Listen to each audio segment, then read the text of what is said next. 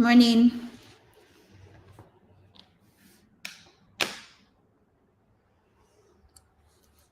So usually I just do a quick live and I just get the topic out and then I'm done. But I want these lives to be in a way where someone can come and ask me questions about your child on the autism spectrum, and I give you strategies that I've used or that I've heard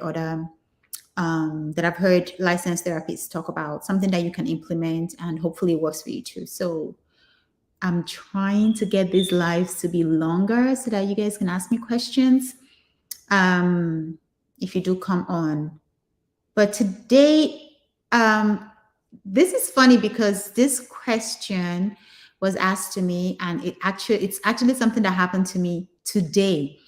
So this mom said that she doesn't think her kids, the other kids, like the child with autism. And it actually happened to me today because every Friday, Wells goes for social skills. He goes to social skills camp for social skills learning, right? Today, Zita, and it didn't just happen today, for 3 Saturdays now, Zita has been saying, let's not go to social skills. Let's not go to social skills. And I'm like, you're not the one that even goes. You just sit in the car and we drive your brother there. What is your problem? And so today she told me that she doesn't like it when every Saturday I have to yell at Wells to get ready, or Wells is yelling because he can't find something and he's trying to get ready. Basically, she's saying it's chaotic in our house on Saturdays when it's time for Wells to go to social skills because they just sleep in, and I work mostly in the mornings. So I'm working in the mornings, and then Wells doesn't even get up until he's probably awake, but he's just still in bed until like 8. Social skills is at 9. We need to leave like 30 minutes or so before social skills. So now he has to get ready, he has to eat, all of those things. And that is mostly my fault, to be honest, because I should put in a different time frame that works better for everyone. But because it's a Saturday, I also want him to sleep in. And I feel like 30 minutes is enough for us to do everything we need to do. But it's not working because, okay, I have a confession. So for me, I felt like the whole, hey, go do this, get ready. I felt like I was running like a military regime here, and he's a boy, it's good for him. And it probably is. But for my daughter, she didn't like it, right? So she told me today that she doesn't like the whole screaming and me yelling and Wells yelling and all of that. And I'm like, okay, you know what, you're right. We can do this a lot more better. I can write the steps down for Wells, which is the right thing I should do. Write the steps down for Wells, like you do this, and then the next thing you do this, the next thing you brush your teeth, the next thing you come eat breakfast, the next thing you put on your clothes, the next thing you do that. And for every step that you take, you're putting a check mark. That way we're able to finish on time and nobody is yelling at anybody. And so it doesn't affect the other child in the house, right? So I told her, okay, I promised her, okay, we will not yell today. And another thing I did was I said, if for some reason I find myself yelling today, I'm going to play 2 of your games with you. Because every Saturday when Wells goes to social skills, she's like, I don't go anywhere on Saturdays. So I try to play a game with her. But today I said, I'm going to play 2 games with you. So that way I'm giving her a reward for even in case that happens, right? So basically, this is just to say that when in a family dynamic, what happens to us parents with kids on the spectrum is we tend to forget that the other siblings have their own needs, and the things that we do can affect them, right? Even in the long run, even as they grow up and have their own families, if we're not careful with what we expose them to right now, it could also have a bad effect on how they handle people in the future, handle their own families. So we have to be careful about that, right? So this mom was saying that her child, she doesn't think her children love the autistic child. So I'm going to give out some points that I feel like we can implement in general, when it comes to a family dynamic, in order for every child to feel like a part of the family and to feel loved in the family system, because you do not want the other people, the other children to feel ostracized because you're paying too much attention to the autistic child. The other extreme is you ignore your autistic child because he's just there, he's doing his own thing, and you're focusing on the other children. Now, we don't want that at all. Okay, so but I think this is mostly for the parents who pay too much attention to the child on the spectrum because, of course, they need more help, right? But then we forget the other children in the household. So, first of all, does everybody in the household know and understand what autism is? That's the first thing. Like, have we talked about autism in this household? Like, for us, we have talked about it. Zita, my neurotypical daughter, knows what autism is. Williams, my autistic son, knows what autism is. And the way we talked about it was to say that autism is just a different way of thinking. People are different, right? So some people have differences in physical makeup. So some people don't have legs, some people can't see, some people can't hear. But autism is a difference in the brain makeup. That's how I said it. I said it to my kids, just in a way that they will understand very easily. So it's just a difference in the way the brain thinks. So we talked about it. Everybody in this household knows what autism is. And we also talked about it in terms of strengths and weaknesses. So I was very, very, it was very, very important to me to point out the strengths that Williams has, even though he has this difference in the way his brain thinks, right? He still has strengths. And of course, he has a lot of limitations and weaknesses. And that's why he gets therapy. And that's why I help him in certain areas. And then I also pointed out Chizita's strengths and weaknesses, just to make it clear that as humans, we all have strengths and weaknesses, right? So I don't want anyone to feel less than the other or superior than the other, because your strength is different from mine and your weakness is different from mine. So that's first things first. Have we talked to the whole household about autism? Do they understand what it is? Because when you do that, the siblings will look at the child with autism in a different way, right? It would not be, oh, my sibling is so stubborn, and because he's so stubborn, my parents pay more attention to him or to her, or my sibling is yells a lot, and because of that, my parents pay more attention. Or it will not be the autistic child feeling like they are isolated because they don't know how to play with their peers, their siblings. They don't know how to do that. So the parents just leave them in one corner, right? So the thing here is to fight fair. Everyone has to be treated fairly. So that's number one. Number two. So do they know about autism? Tell them about their strengths and weaknesses. And then number three is we need to have personalized time with all the children in the household. Now, if you have 7 children, I don't know how you're going to do it, but I have 2. And I try to, even with 2, it's difficult. So I don't know how people with 7 children would do it. So this is me giving you virtual hugs. I don't know how you're going to do it. But the thing with having more children is as they get older, maybe the time that you need to spend with them is also less. So that also plays into it. So if the first child is already like 15, 16, they don't need that much time, because when they were younger, you spent that much time with them. So it just depends on the household. But you want to personalize time that you spend with every single child, autistic or not, right? We're not going to give any child, and I'm not saying don't give your autistic child more time, because they actually need more care, right? But we have to do it in a way that we're also filling the cups of the other siblings in the household, right? So if their cup is full and you're giving extra to the child on the autism spectrum, especially if you've talked to them about what autism is, they understand. The siblings most times even want to help you do that, right? So As long as we're filling everybody's cup and your own cup as a parent, you have to fill your own cup too. You have to have time where you're by yourself and doing your own thing. Me, I like to watch movies. I just sit in bed and just watch a movie. That fills me up. So get your own time too, because if you are just pouring and pouring and pouring, then after a while you will have nothing else to give. So I'm speaking to you as well, right? Or to us parents. So we need to have personalized time and we have to show interest in what they like. Excuse me. So my son Williams likes to draw, so sometimes I'll sit with him as he's drawing and I'll appreciate his art and all of those things. That's me showing interest in what he likes, showing interest in what Zita likes. So every single child knows that what makes them happy, you also have interest in it as well, and you take it seriously as well, right?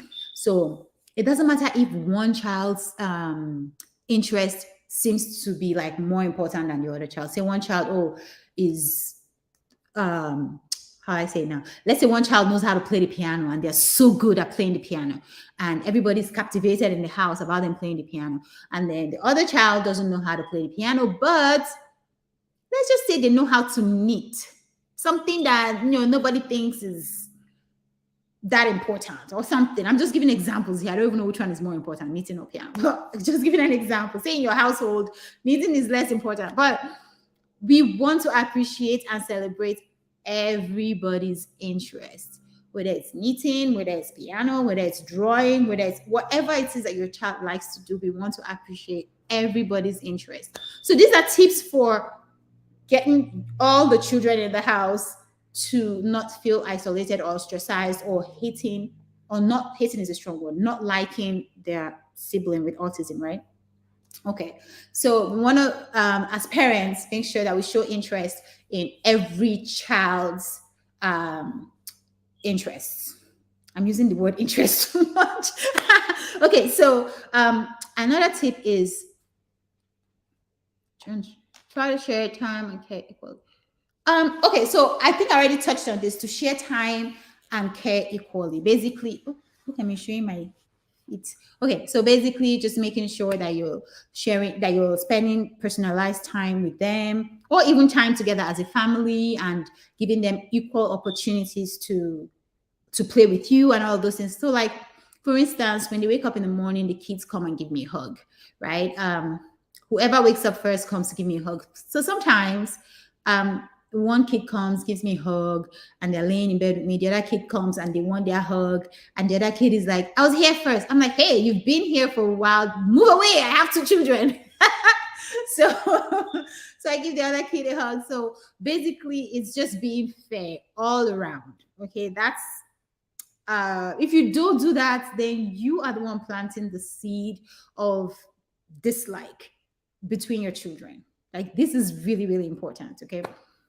Okay, so another thing we want to do is, this is what I do with Wells and Zita. So Wells, because he's autistic and this is part of his autism, has a hard time playing with his sister, right? So the way I encouraged him to build a relationship with his sister was to give him, sorry guys, you can see my feet. Okay, so was to give him, so we would have specific times when he would play with Zita, right? So excuse me. So Zita has specific games that she likes to play. Some board games, some Roblox. So on the iPad. Wells does not like to play those games. But I would say, hey Wells, if you want to have more iPad time, can you play with your sister for 20 minutes? So in the beginning, of course, in the beginning, start small, whether it's 5 minutes or whatever, something that they can handle, and it's all done, and you give them the reward. Awesome. Just for them to learn the concept, right? In the beginning, it was whatever game Wells wanted to play, because the goal was to get him to play that game with somebody else, right? So that was what it was in the beginning. But right now, Wells is very good at getting Zita to play his game. He can play his game with Zita all day long. Okay, doesn't mind. But right now, the goal is to get him to play Zita's game, because now he's kind of selfish. He just wants to play his game. And when Zita says, I'm tired of playing your game, can we play my game? He's like, no, I don't want to play your game. So Now he's selfish. Now we want to, the goal has changed. We want him to play a game that his sister wants to play. So basically, give and take, right? So we're teaching him that when you have friends or you live in a house with other people, there are times when you're going to have to do what they want, just like they do what you want. So I put timers for him. Play Zita's game for 20 minutes, and you can have more iPad time, or you can have this snack or that, whatever the reward is, right? So that way, we're helping them to build a relationship, because what happens is when they play a game together, he's slowly understanding who his sister is, she's slowly understanding who he is, how he thinks, and that's how you build relationship, when you spend time together. So that's how we force, so to speak, that bond with them, right? And then over time, because in the beginning Zita would play his game over and over, he got used to spending time with Zita. Now that he's playing Zita's game, he's getting used to doing something that he doesn't necessarily want to do, but because it makes the other person happy, he can do it for a while, right? So that's how we achieve that goal. So basically, set timers for when your children play a game together to bond, right? And depending on the journey of the children involved, it might be this goal today and another goal 2 weeks from now. So it just depends on where you guys are. Okay, so wait. Sorry, I'm trying to read my my notes here. Okay, so another thing that you can do to help with that is, if the kids, say for instance, you have 3 kids, just give it an example, and 2 of your kids who are not on the spectrum know that if they hit, say one child knows that if I hit my brother, they could hit me back, or they could go tell mommy or daddy and I will be in trouble, right? Like my household, it's a no hitting policy, like nobody hits anybody here. So if the 2 kids know that, but with their sibling on the autism spectrum, for some reason, right? For some reason, when that child on the autism spectrum hits them, that child doesn't get a consequence. Now you see where the injustice is. Like, I wouldn't blame any sibling that begins to dislike their autistic sibling because of that. So basically, what I'm trying to say is we have to have the same consequence for everybody in the household. Now, certain people will need extra care. Again, you've explained autism to the household, so they will understand that certain people will need extra care. But I believe that everybody should have the same consequence for bad behaviors. So you cannot have an autistic child who goes around hitting their siblings and doesn't get a consequence for it. No. What that would do would just plant a seed of dislike in the minds of the siblings. And at that point, they can't wait to just grow up and leave the house and leave you with your autistic child. That's what will be going through their mind. So all the children in the household need to understand that if you do certain things, I'm just using hitting for example, but whatever the rule is in your house, if anybody does it, everybody gets the same consequence, right? Everybody. So no child, no exception to the rule. Yes, the kids with autism might get extra care, they might get therapy, they might get all of those extra help, but consequence is the same all around. Okay, so that's very important. And then the last thing I'm going to say, oh no, this is not the last thing. The one before the last thing.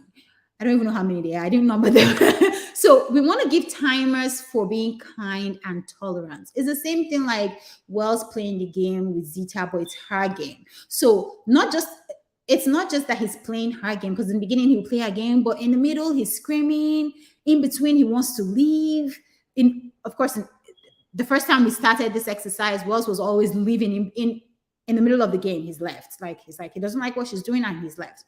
So you want to set a timer for them to be tolerant of the other person's behavior, even if it's not in a game. Maybe it's just, I don't know, we do it in a game. So now I can't think of anything else. But for us, we achieve this in a game. So There are certain games that Zita likes to play, but Wells doesn't like to play. So I'm like, Wells, you have to sit through 20 minutes of not screaming. So whatever your sister does, instead of screaming, we want to use words like, Zita, why did you do that? Just to understand where she was coming from.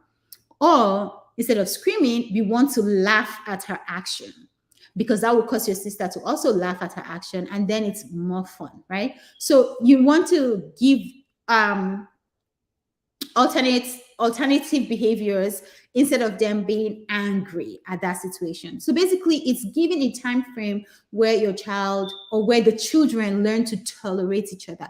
It sometimes it's even oh, Zita, sit down for 10 minutes with your brother and watch this movie. Your brother is going to script. Well, go ahead and script for 10 minutes. But after 10 minutes, you have to stop so Zita can watch the movie and appreciate the movie. Something like that, right?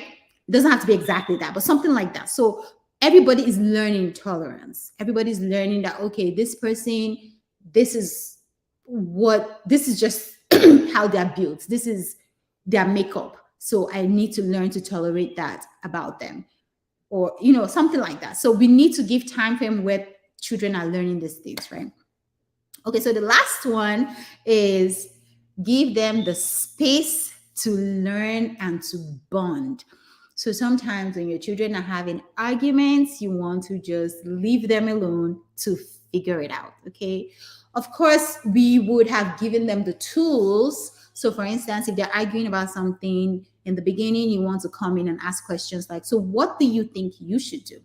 Do you think this is fair? Do you think if someone did this to you, would you be happy? So since you would not be happy, someone will do this to you, why are you doing it to them? Things like that you want to teach first. And then after that, you want to just leave them to figure things out. So when they're having those disputes or arguments, sometimes I say to my kids, well, I'll let you guys figure it out. And I'll see who's fair and who's being selfish. And that way it creates, I feel like it gives them an opportunity to learn to solve problems by themselves and creates that bond that siblings can have, because I've given them the space to just figure it out themselves. It's us against mommy at this point, right? So us against the world. So now they're bonding, they're in one corner. And another thing, excuse me, this just reminds me of when you guys play a game together, I think sometimes it's actually awesome to pair them together, pair the siblings together. If you have more than 2 children, I only have 2, but if you have more than 2 children, say 3, so one game, it's me and one child and the other 2 siblings. The next game, I switch the kids so that the kids learn to play together, being a team together, and just bond that way. But that's it, guys. Those are my tips for if you're having trouble in the household where you feel like the other children do not like the child on the autism spectrum. It could be because you're not doing some of these things that I just listed. It's important that we do them. It's important that we are intentionally parenting. We cannot just wing it and just be anyhow, because believe it or not, your parenting is affecting the children, and it's a continuous cycle. They grow up and they parent the same way, and it just goes on and on. So we want to break the cycle, so to speak, of bad parenting, if that's where you're coming from. We want to break the cycle and be intentional in our parenting, and we want to have a household where every child in the household understands what autism is, even including the child on the autism spectrum, and they understand that they have limitations, and even like the children on the spectrum need to know that even though they have these limitations, it is not something that they have to put on other people. They have to appreciate it when other people actually accommodate them. Okay, I know some autistic groups are like, oh, you have to include us, you have to do this, you have to do that, which is fine. It's awesome that companies and the government and all of those things are including and making spaces for autistic people. But for me, I like to teach my kid that the world isn't all roses and and diamonds and all of those things, and everybody's not going to be like, oh, I understand. So sometimes you have to also pay attention to what the other person requires as well. So if you're scripting and you're being loud and there's people in the room, you have to also be considerate of the other people in the room and maybe go to a different room or something like that, right? Or there's loud music and you don't want it and you want them to turn off the music, which is what happened with Wells one day. We went to a party and Wells, I was looking for my son all of a sudden. He wasn't dancing, it was on the dancing floor, and all of a sudden I was looking for him and I see him talking to the DJ and he's yelling at the DJ. So I go over there and Wells is telling the DJ, turn it down, it's too loud, turn it down. And of course the DJ ignored him. But I took my son outside to the park, and luckily there was a park right next to the party place. They're like, well, you can't do that. Like, there's other people dancing, and you were dancing too, and you liked that you were dancing. So we need loud music to dance, right? We can step outside, and I can stay outside with you. You can play in the park.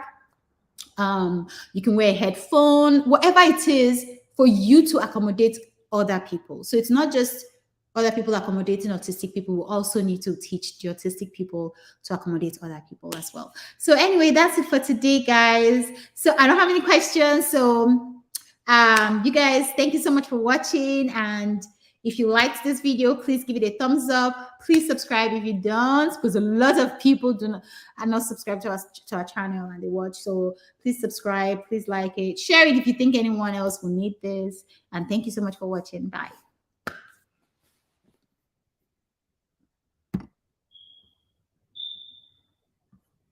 Oh, wait. I always I always forget to talk about Williams Loves to Learn. So if you need help, okay, if you need extra help, if you get therapy, that's awesome. But if you don't get therapy, if you live in a country where there's no access to therapy or cheap or affordable therapy, please come to Williams Loves to Learn. Go to Empowering Parents, join our membership. It's really cheap. And you're working with me and licensed therapists, and we kind of hold your hand through the journey of autism. It's what we love to do. It's what I love to do. It's what I'll do for free. So just come in, join us, and it's beautiful. I was going to say something else. I can't remember. Oh, okay. Yeah. Even if you do get therapy, but you feel like you still need extra help, you can also join us. Okay. I always forget to say it. All right. Thank you guys. Bye.